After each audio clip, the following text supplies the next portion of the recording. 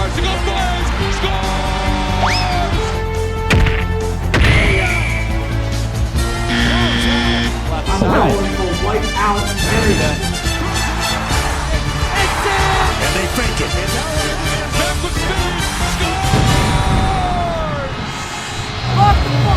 Scores! We finally made it. Glorious college football is back after an underwhelming week 0. Week 1 is here, and we finally get a glimpse of how the college football season will pan out. Well, most teams were playing their cupcake FCS games, but we did have a good amount of real football going on. Because of the number of games being played in the FBS conference each week, I'm going to be picking the games that in my mind are the most important or the most entertaining. If your favorite team's game wasn't on here, it doesn't mean they suck. It's just because there are more exciting games than that this week. Let's get right into it. It was only fitting that the team whose quarterback's entire identity is to cosplay Patrick Mahomes would play their first game in Arrowhead Stadium with Mahomes himself in attendance. Spoiler alert, he left early. The Cornhuskers spent all game struggling to put it away, while Brandon Sorsby will require all of the icy hot in America to recover his back after how much he carried Cincinnati. This game was what everyone was expecting it to be. A good old-fashioned Big Ten versus Big 12 shit show. After all was said and done, the Bearcats had the ball driving down the field looking to force overtime. Sorsby up top in danger territory. It's picked off. Or maybe they'll force it into the end zone and have it picked off. Unfortunately, the Kansas City Chiefs' devil magic is tied to Andy Reid and Patrick Mahomes, not the stadium they play in. So, there was supposed to be a football game. I say that because Boise State must have forgotten. Apparently, the offense relied on Ashton Jeanty a lot more than we thought. Maddox Madsen had promised, but when you change your offensive scheme that much, there are bound to be hiccups. What concerned me the most was the defense, because Jesus Christ, that was rough. South Florida was so confident that they went for a fake punt and they scored a touchdown off it to boot. All in all, it was an embarrassing game for the Broncos, and it may have put a nail in the coffin for the group of 5 teams in the playoffs this year. And now, a special message brought to you by the Dallas Cowboys Gerrymandering School of Negotiation. It's NIL contracts with Nico Iamaleava. Let's set the stage. You're a rising star who, in your first year, was a backup to an explosive offense. You get the keys to the offense and have a successful year, reaching the 12-team playoffs. Now you have a choice. Should you keep the ship steady with the team that gave you a shot, or do you want to try and squeeze every last drop from the big wigs in the press box? The Nico way says, make it rain, baby. You demand a $4 million contract from the Vols and hope the shocks on your Hellcat don't give out on the ride to the bank. When the internet understandably loses its mind on you, just say it's for the family. Yes, the family made you hold out from camp. The Vols have finally had enough of your shit and tell you to kindly fuck off. Now you're free from that horrible $2.4 million contract and can rake in the big bucks. What's that? UCLA doesn't have an endowment even in the range of Tennessee's? You're only going to make $1 million a year? Your old team drags Syracuse through the mud while you got your ass beat by Utah? Karma's a bitch. Maybe next time you won't become the Darth Palpatine of the transfer portal and learn to take yes for an answer. This was a special message brought to you by the Dallas Cowboys Gerrymandering School of Negotiation. When in doubt, hold out. It's a new era in Colorado. The 2 players who put them on the map are gone. It's time for Deion Sanders to bring Colorado into its new age, which apparently means it'll be more of the same. The Buffalo started strong with 3 takeaways and 3 possessions, but they could only get 7 from it. By the time Colorado started to play, the Yellow Jackets had already started to dominate. Colorado would tie it, but how would Georgia Tech respond? Be in a similar situation. Tech has some work to do. King keeping it. First down and more. King breaks free. Past the 20. He'll take it all the way. Touchdown, Georgia Tech. Perfection. King may be the real deal. But did they leave too much time? Surely, a 2-minute drill will be a piece of cake for a coach of such caliber as Deion Primetime Sanders, right? Deion, what are you doing? Deion, no! Salter, no time left. Has to get rid of it. Moving around the pocket. Now fires deep into the end zone. And it is... What the fuck was that? I see Colorado went to the Matt Eberflus School of Clock Management. Just don't forget the punchline. At least it can't get much worse for Colorado. You what? I mean, I get Travis, he won the Heisman, but what the fuck did Shador do to deserve this? What is wrong with you? You bring me shame on your family.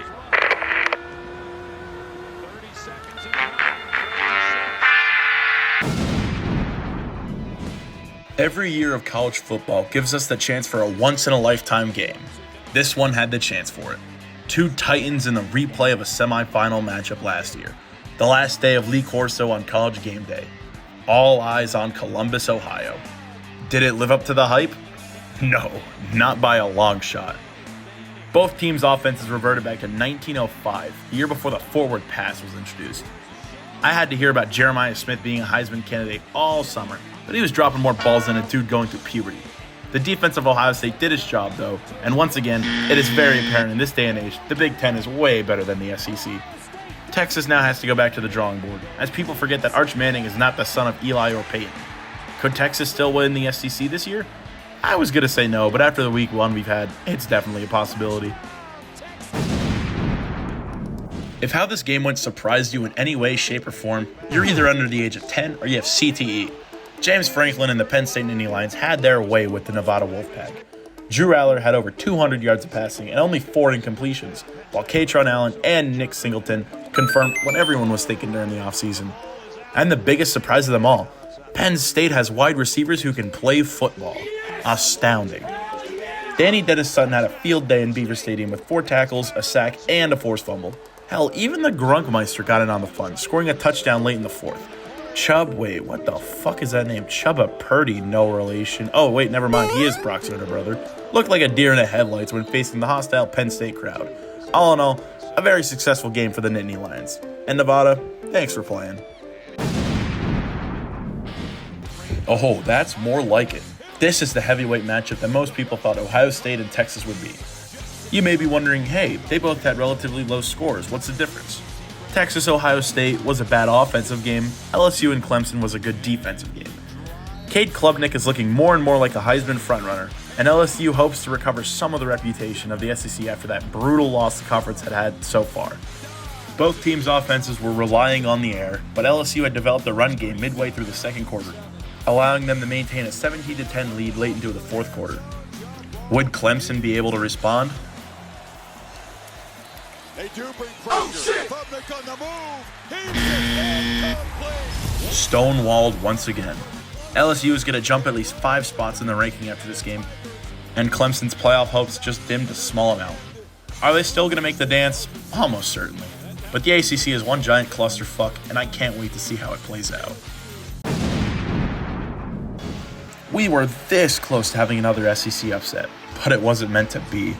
The game started slowly, with the Cox getting a touchdown and the Virginia Hetfields getting a pair of field goals and a safety.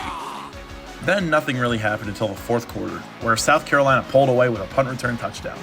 Myron Drones had a very important lesson on ball security and not passing it to the other team. The Gamecocks, on the other hand, are looking very good, and their diverse offense could be the thing that takes them to the promised land. But once again, we need to bring up the fact that this game is played at a neutral site. It's the dumbest thing in college football. I don't understand it, and I really hope this doesn't happen to Penn State. Holy shit, we were blessed with the number of top matchups we got in week 1. The Fighting Irish took a break from playing service academies to travel to the not-so-home stadium of Miami to try and run back their runner-up season from before.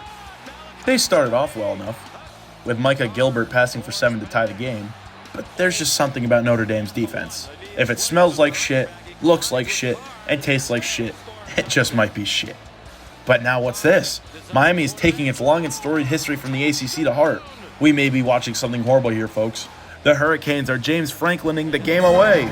It's now a tie. Miami did get a field goal for the lead, but did they leave too much time?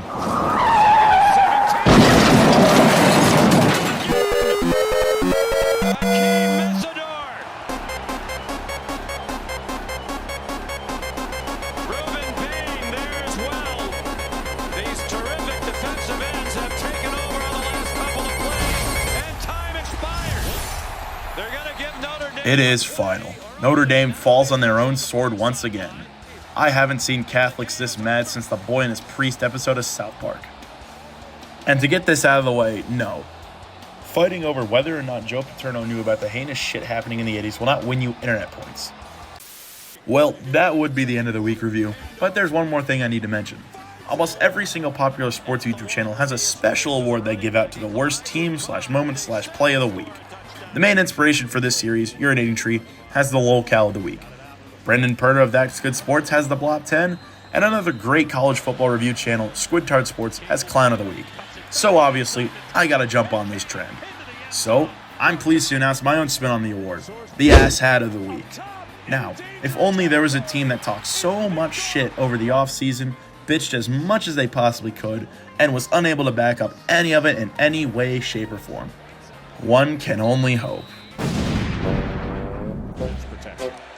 Third down and 11, four-man rush from Bama. Castellanos launches it, and a diving big one. Here's Castellanos to the outside, inside the 5, dive! Alabama! With a stride. Some concerns in camp with accuracy. They had a big week of practice this week. From 53. So I missed. And it comes to see. Look at this dude. Look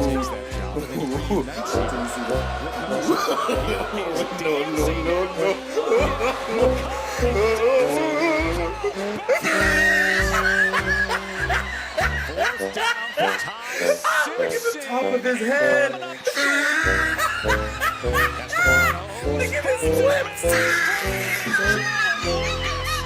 Look at Lucas go! To the head. The only question here is it's a little bit of a glancing blow, but if I'm in the replay, it's targeting. You killed me! Wiped it off, no targeting. And it comes down to these precious moments. 4th down and 10 for Bama. Simpson. Gotta come up with it. Simpson, can he get there? Driving to that line. Links are left on that chain. Let's find out together. Huh. So this is what heaven feels like. Excuse me while I laugh my ass off.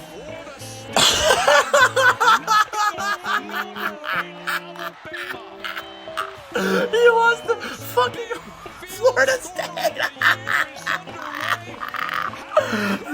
I thought in the SEC it just meant more. You know what that means? Play the clip. Different leagues, different leagues, different leagues, different leagues, different leagues.